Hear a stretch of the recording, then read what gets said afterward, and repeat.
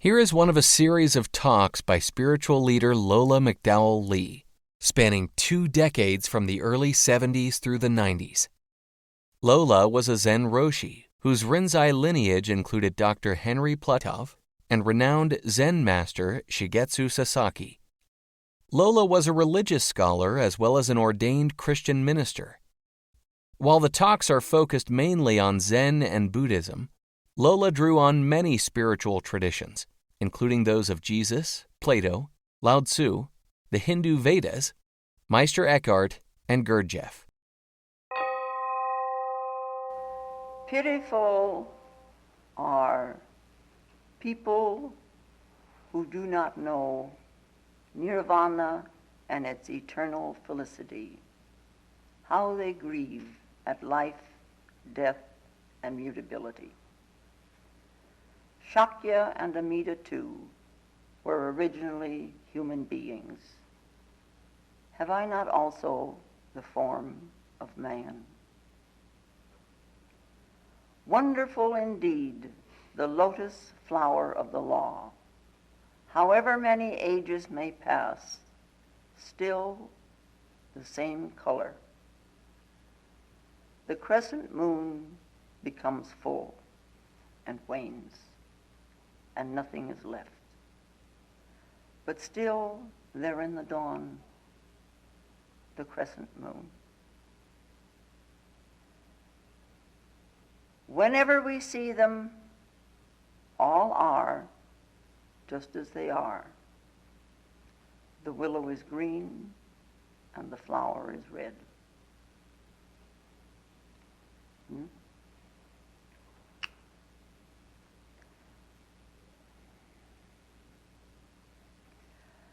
Once upon a time, there was a Turkish teacher. He wasn't really a teacher. He just wanted to be one, you know. And the people in his country wouldn't listen to him. So he went to a foreign country, and there he began to teach.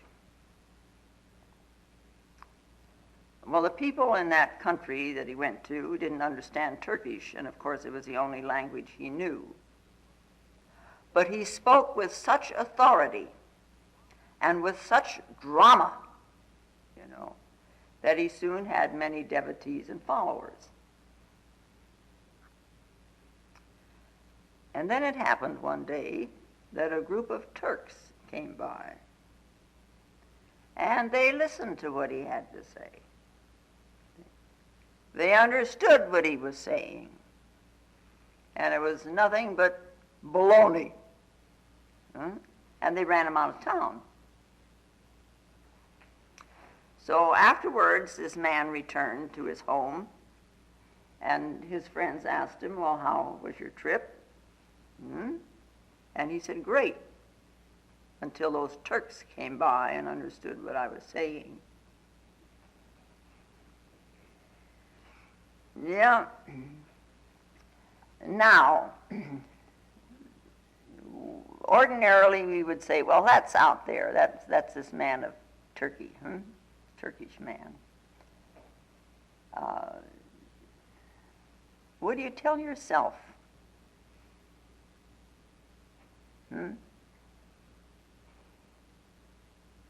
What do you tell yourself?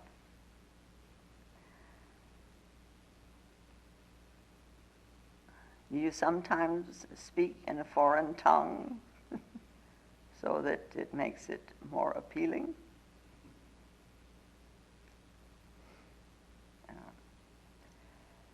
When it comes then finally to oneself, then we wipe away all the foreign languages, all the ruses that we use, you know, to fool ourselves. And we also wipe away everything that we know. Then we have got clear perception. As long as you know, you do not have clear perception. You are caught in the I know.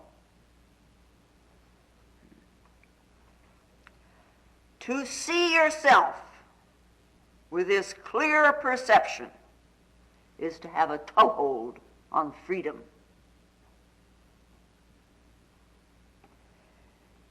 With this clear perception comes humor, comes laughter,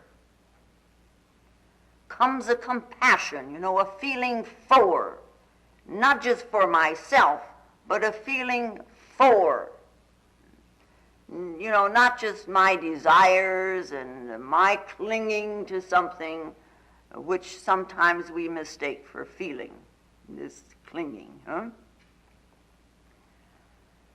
One who has this clear perception about themselves,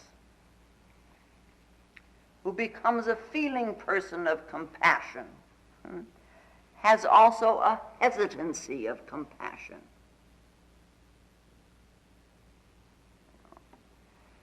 The very serious person who lives in the head, who does not yet know compassion, they can articulate very well. Or they can be very loud and they can be very authoritative. And if you are authoritative and loud, very often you can gather followers. There is a following that comes along with it. Because ordinarily crowds follow dogmatic statements. People, in this life, they look at it as if it's rather vague. They themselves, are rather vague. They're uncertain and they're insecure.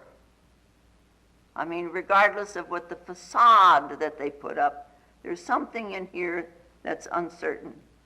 And they think they need someone to make them feel secure.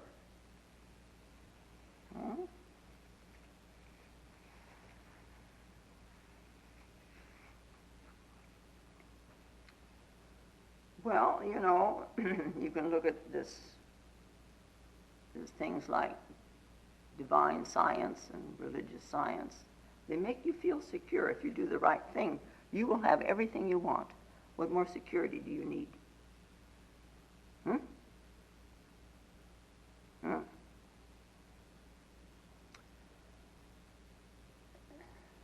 I'm not saying they're all wrong. There's something in this positive. It is a way, it's a positive way of looking at life. I'm here and God has got everything in abundance and he wants me to have my share.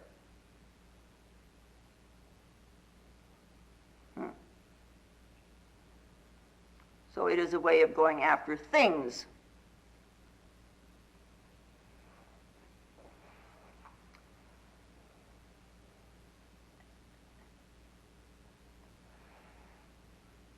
Some people are fooled by fools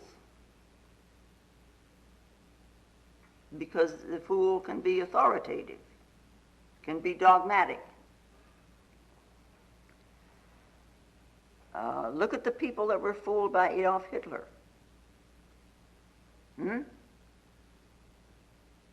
But they felt secure.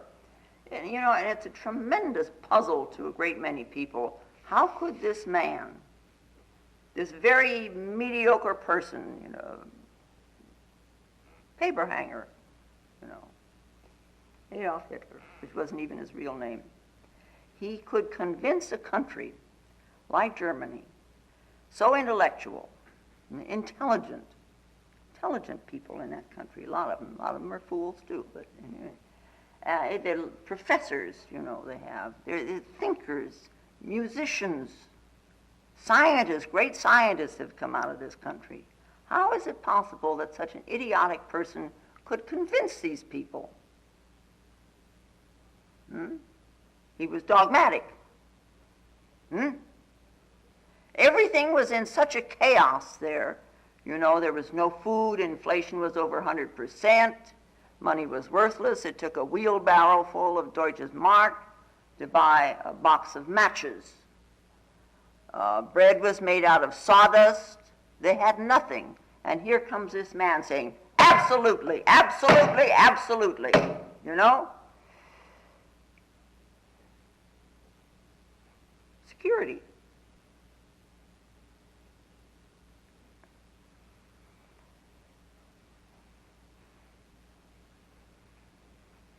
Lao Tzu, on the other hand, you know, such a one hesitates, you know.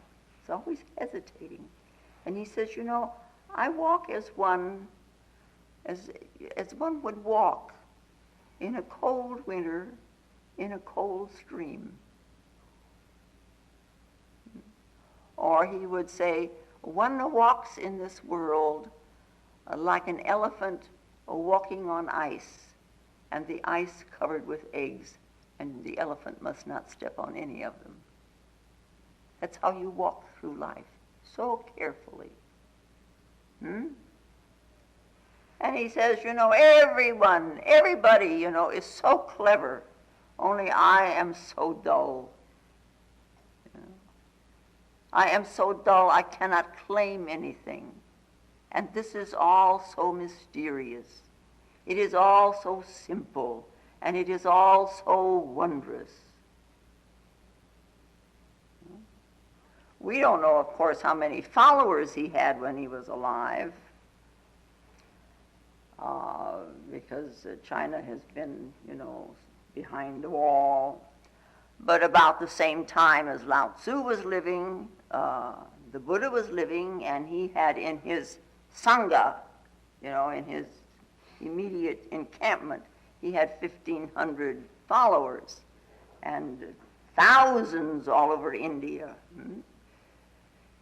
And that's compared now with Jesus, who had maybe 500 followers, and he had 12 close disciples, not 1,500, only 12. And a man of quality, the qualities of Jesus, to have so few really following. What was wrong? Was he not convincing? Couldn't he convince people with his words as to what he was doing? Well, you know, he said things in such a mysterious manner. He spoke in metaphors and parables, you know, and he spoke in poetry. And he wasn't logical. He was always hinting. He was pointing. You know, take, for instance, the little thing out of the Gospel of St. Thomas, when he says, when you make the two one, and when you make the inner as the outer, and the outer as the inner, and the above as the below, and when you make the male and the female into a single one, so that the male will not be male, and the female not be female, and when you make eyes in a place of an eye, and a hand in a place of a hand, and a foot in the place of a foot, and an image in the place of an image, then you shall enter the kingdom. Well, what are you going to do with that?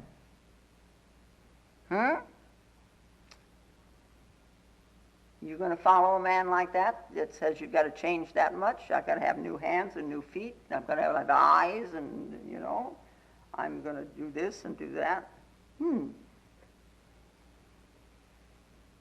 Difficult, huh?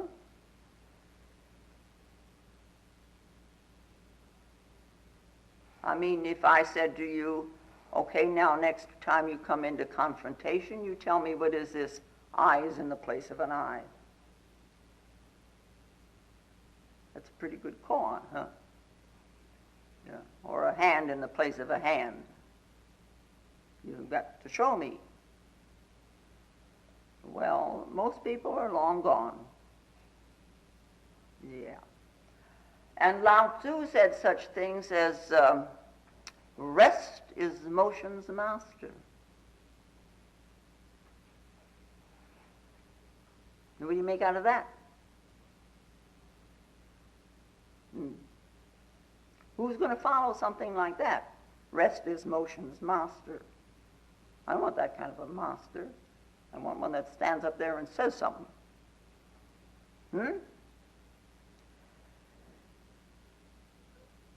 But with the appearance of the man that is known as Gautama the Buddha, about 2,500 years ago, 500 years before Jesus, the appearance, the coming into this world of such men, including Jesus and Lao Tzu and Chuang Tzu, they are such phenomena that they change human consciousness.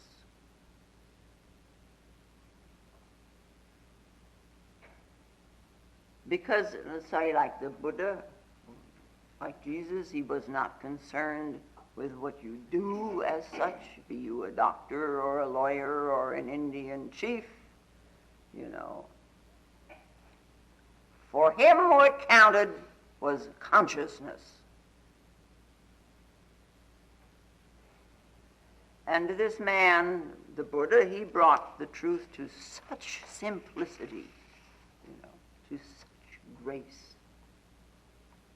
Now, he wasn't a scholar, and neither was Jesus. They were simple men.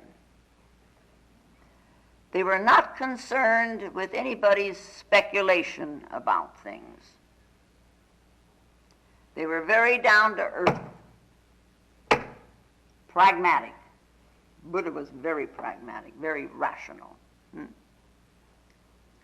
And since that time, and particularly or especially after Bodhidharma went to China and Zen was born, people have carried this particular flame, this consciousness,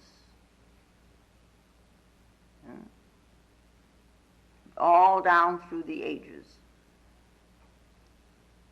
So the Zenist, the person who is in Zen, when they speak, they do not speak because they've got a philosophy that they want everybody to hear. They speak because they have seen something of consciousness, And that something they are hoping maybe could be conveyed to others. They speak then as seers, not as thinkers. As seers, they have seen something. And they speak as masters, not as believers. Somebody has told me such, and I believe it, so now I'm telling you. They don't say that. And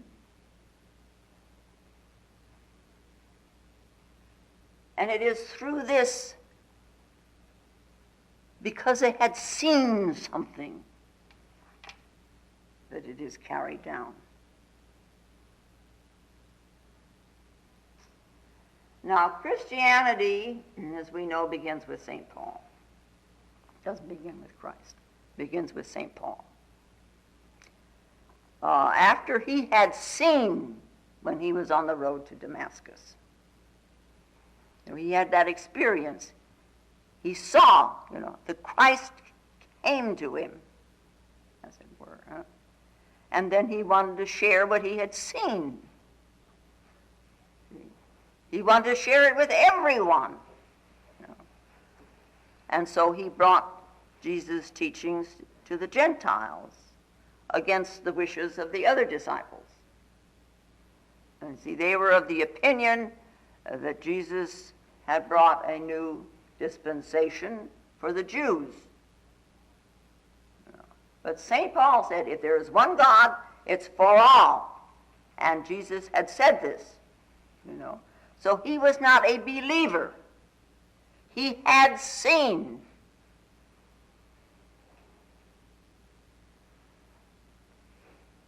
Now, in this appearance of Buddha, the man Buddha, we find that what becomes important is man.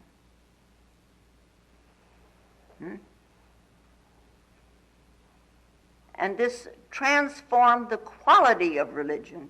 Everything has always been glummed onto God. Now man becomes important. If man is to know God, to see God, to be a seer, he has to know himself first. All that is necessary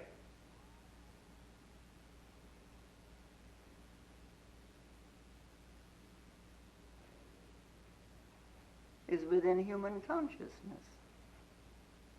All that you ever need to know, for knowing, for seeing, is in your consciousness. He doesn't have to look to the heavens. He doesn't need to ask for grace from a particular idol. He has only to become a light unto himself. Now that's what the Buddha said, become a light unto yourself. And Jesus said it also. Man is born. He comes into this world. The light has come into this world. The everlasting light has come into this world. It is shining in a dark place. We have this treasure in earthen vessels. Let that light shine. Don't hide it under a bushel. See? That's what he said. That light which lighteth every man is the very core of your life. Everything revolves around it. Without it, you wouldn't be. But we forget this. It isn't that we've lost it. We've just simply forgotten. And so we can look at life as a forgetting and a remembering. We have forgotten and we can remember. We come into this world, as the Taoists say, the world of the 10,000 things. And so enamored do we become with these 10,000 things that we forget from whence we came. We forget who we are. And the analogy is very often used that we have fallen asleep. We have fallen asleep and we're dreaming. And when we wake up, well, the dreams will be gone. And then we will see face to face. We have fallen asleep to our inner being. We have simply forgotten who we are.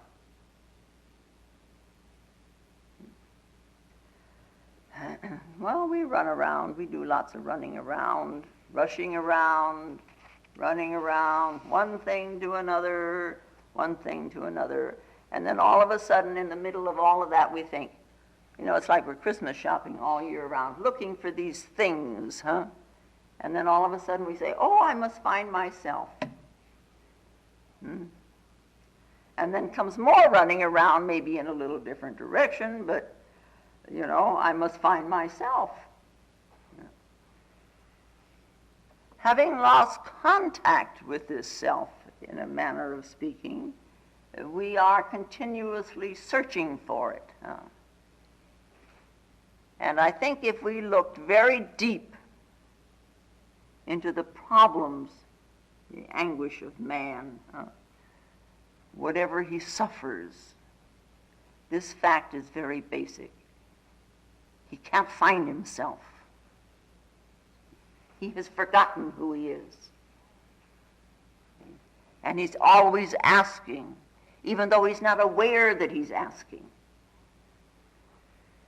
But he's always asking, who am I? Why do people feel so beautiful when they fall in love?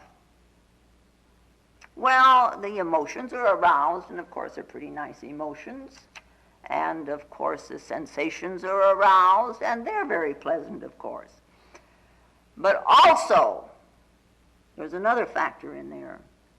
A kind of an identity comes about. When a man says to a woman, "Oh, you're so beautiful, you are my joy, you are my life," and blah, blah, blah, blah, blah, you know, it is as if he is giving an identity to the woman. She was searching for identity. She thinks she's looking for a man. She's searching for identity. And now it is as if this man has created an identity for her, you know. And she does the same thing for a man. He now has an identity. You know. And when or if the whole thing should go kaput, where are you? You're back in the darkness again. You haven't got an identity, and so you fall apart. And again, you don't know yourself. And again, you start searching for identity. Why do some people seek great wealth? Identity, you know. Then others can say, "Oh yeah, look who's coming in the door. He is a man of multimillionaire, huh? Some identity, huh? Yeah. And then when they say that about you, you think you know who you are. You know. And so we search for power. We search for prestige. We're searching for an identity.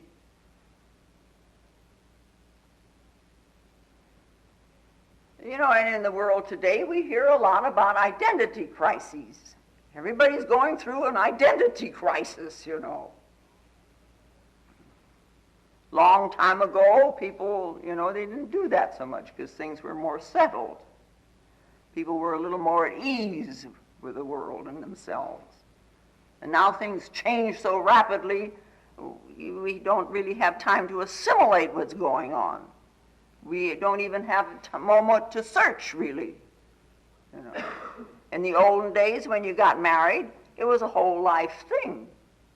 You know, the idea became very fixed in your mind that you were a husband, and then you were a father, and you were this, and you were that, and vice versa. You know, I'm including women. You becomes a mother, and so on.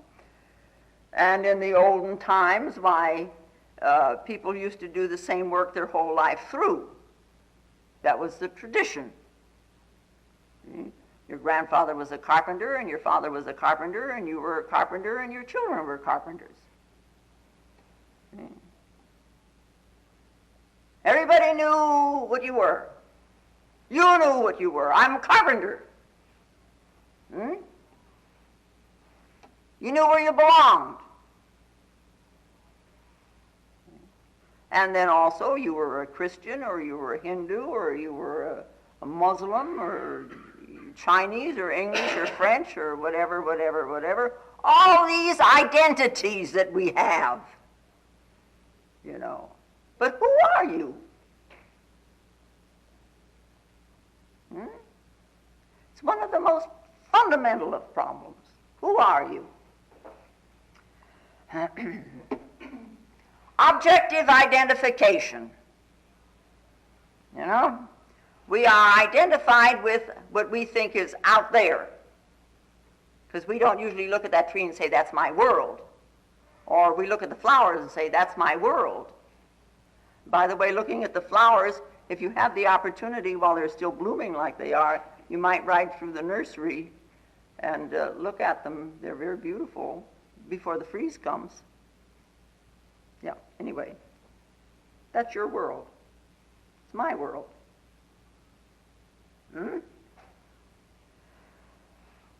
Now, to find out who you are, it isn't going to be a great deal of help if you create a false identity.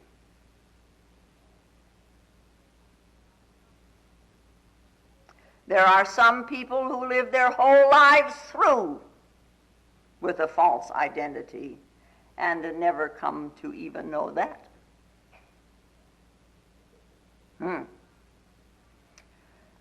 We are identified with a name. We are identified with a particular sex, man or woman.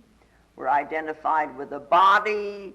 We are identified with certain patterns of feeling. We are identified with certain patterns of thinking. And we don't even know where these patterns came from, and we don't even seem to realize that they are patterns of thinking and feeling. We almost never question whether they are correct or not because they're mine. And these patterns, they have such authority over us.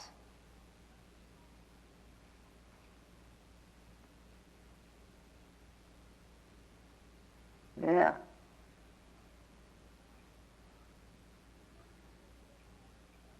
We listen to the authority of our past as much as the people in Germany listened to Hitler.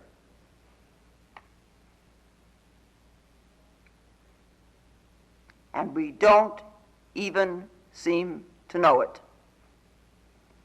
Yeah. In the midst of all of the identifications, because you look, I'm still identified as my mother's little girl. It's still in here somewhere. Huh? How much authority does it have over me? Yeah. I am also identified as my father's little girl. So are you. Or a little boy, or whatever the case may be. Oh. I remember my first school teacher. I remember I went to kindergarten, and then I went to the first grade, and they were about to put me back into kindergarten because they kept saying, she's so little.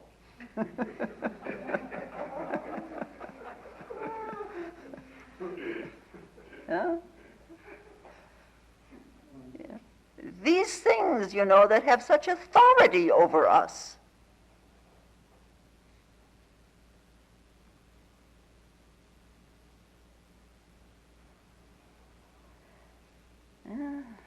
All these identifications,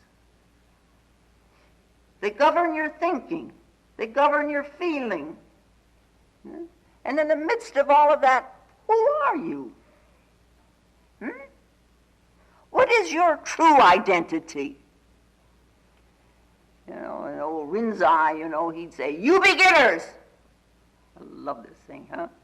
There is a true man of no rank entering and leaving the gates of your face. Look! Look! Who is this true man?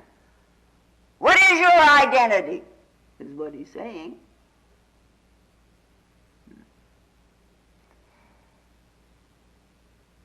Well, of course, we're back to the same old song now. The only way to know is to go within yourself with great mindfulness.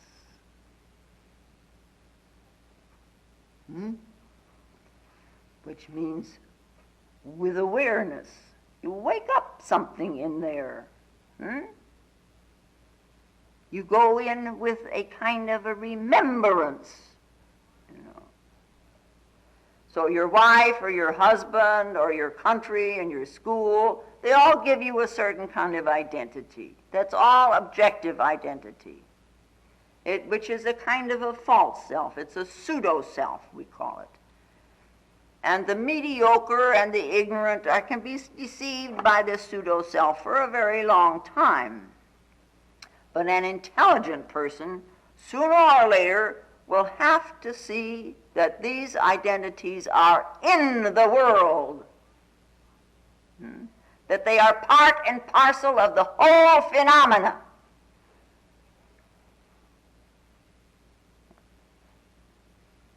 Until we can come to this place where we can say, well, in fact, I don't know who I am. My being a husband doesn't say anything about me. My being a wife doesn't say anything about me. My being a father or a mother doesn't say anything about me. My being a Christian, a Baptist, a Methodist, or whatever, or a Muslim, or a Taoist, or a Zenist, doesn't say anything about me. Not the true me. You know. And so I'm laboring and groping in the darkness. And now these identities, these labels, when we think they're labels, yeah, they are certainly of a tremendous help in the phenomenal world. Yeah, we couldn't get along without them. But your identity card is not you. You can wear a little badge saying, I am so-and-so, but that's not you. Your name is not you. Your photograph even isn't you.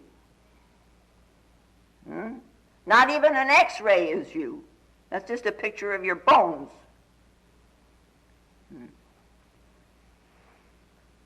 Who are you?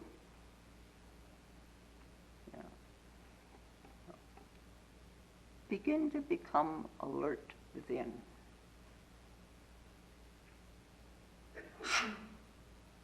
To wake up within. To make this great effort within, so that you're no longer asleep within. Then you will glimpse this real man, your true identity, and you will enter the kingdom. Jesus said you would. I believe him.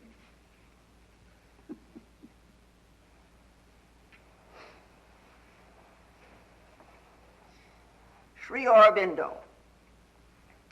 I read this thing every once in a while. I'm going to read it again. He wrote in his tremendous epic poem, Savitri, the beginning and the end were there occult. A middle term worked, unexplained, abrupt. They were words that spoke to a vast, wordless truth. They were figures crowding an unfinished sum. None truly knew himself, or knew the world, or the reality living there enshrined. Only they knew what mind could take and build out of the secret supermind's huge store. By mysteries, they explained a mystery. A riddling answer met the riddle of things.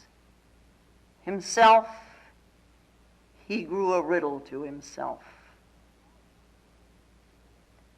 Across the leaping springs of death and birth and ever-shifting borders of soul change, a hunter on the spirit's creative track, he followed in life's fine and mighty trails, pursuing her formidable delight. Our life, a paradox, with God for key. The secret God beneath the threshold dwells, a nameless resident vesting unseen powers, an omnipotent, indiscernible influence. He sits, unfelt by the form in which he lives, and veils his knowledge with a groping mind.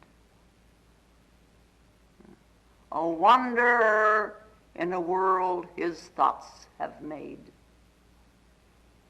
He turns in a chiaroscuro of error and truth, to find the wisdom that on high is his. As the one forgetting, he searches for himself. As if he had lost an inner light, he sees. A sojourner, lingering amid alien scenes, he journeys to a home he knows no more.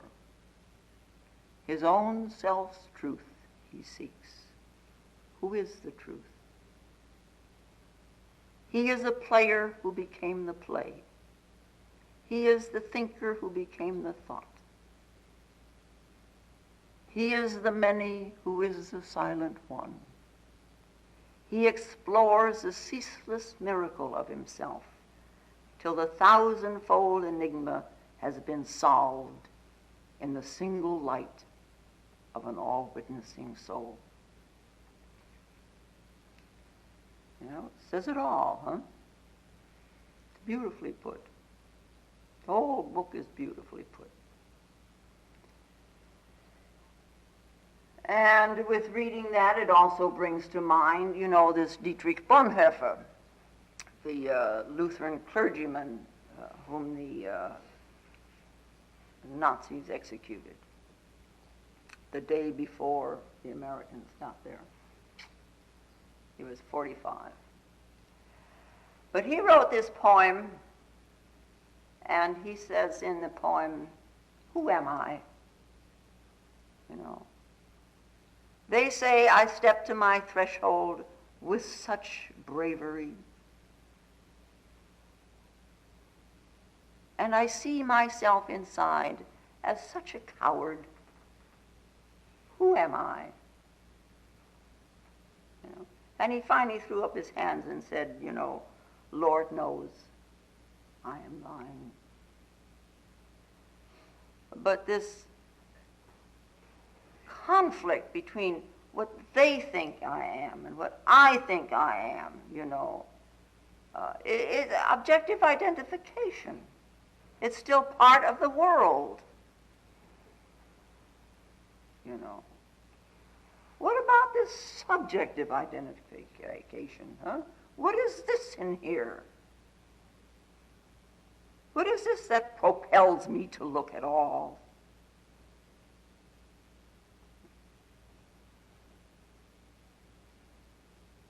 It sits in every single one of us. There's a story about a philosopher, you know, and he was very forgetful. Now, philosophers are supposed to be very forgetful. You know, professors are forgetful, philosophers are forgetful, Lola's forgetful. But anyway, this man was so bad that at night he would go to bed with and sleep all night with his clothes on, you know. And then, if he didn't, he couldn't find him in the morning. And then one of his friends finally suggested that he make labels and put them on everything.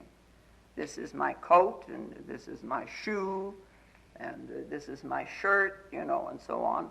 And then you keep notes here. This is where I put my coat, this is where I put my shoes, and this is where and this appealed to this man. So he did it. And that night he did it. He labeled everything, put little labels on it, wrote little notes where everything was. And then the next morning he was in such a mess. Yeah? Everything worked out fine, He found his shoes, he found his coat, he found his shirt, But finally he's standing there, my God, where am I? He searched the bed and he wasn't there. He searched all over the house and the pantry and the nooks and the crannies, and he's not there. And finally he comes running out of the house, shouting, please, somebody tell me where I am. Where am I?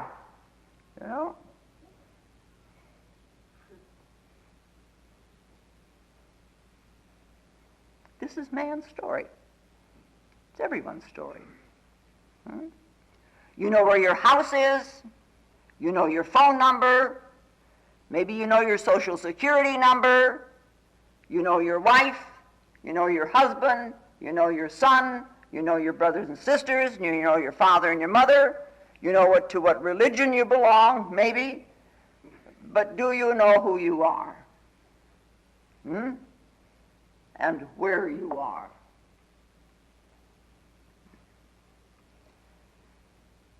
The problem we have is, this day and age, people don't ask these questions. It makes them feel very uneasy. They are not at all secure. It doesn't give a security in everyday living to run around saying, my God, who am I? Who am I? Where am I? Of course, the most tremendous security you will ever have is to have a glimpse of who you are. You won't worry then.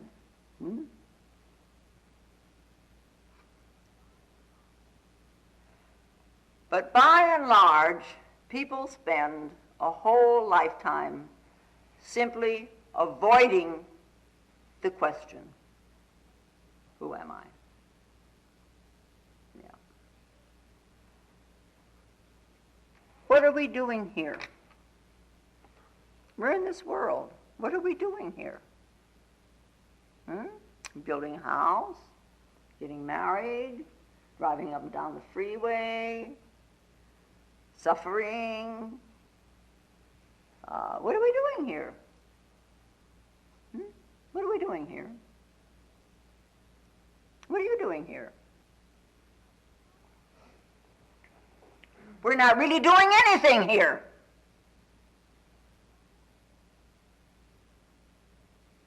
We're going up and down the spokes of a wheel. Happy, sad, happy, sad, happy, sad, happy, sad. Secure, insecure, secure, feel good, don't feel good. You know? We're not doing anything.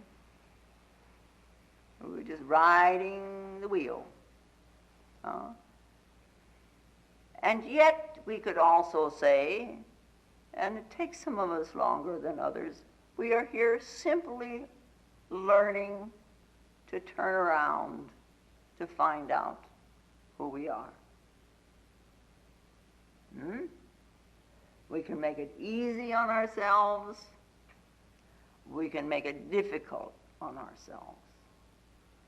We can take a long, long time turning around, or we can do it very abruptly.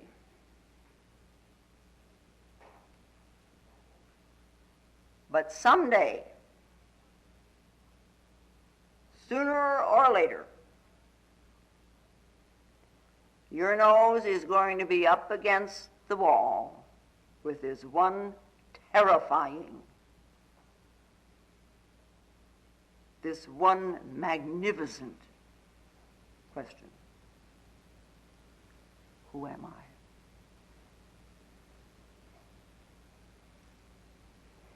Yep.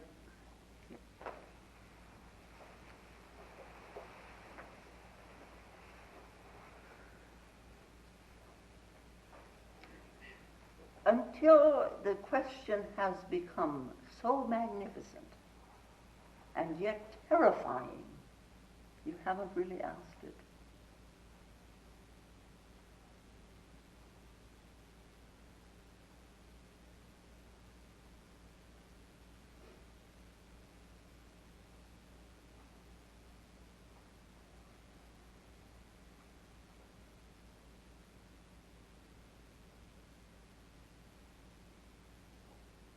And now may the peace and the power that passeth all understanding hold us and keep us in the love of the Christed consciousness while we are seemingly separate one from another. And I thank you very much.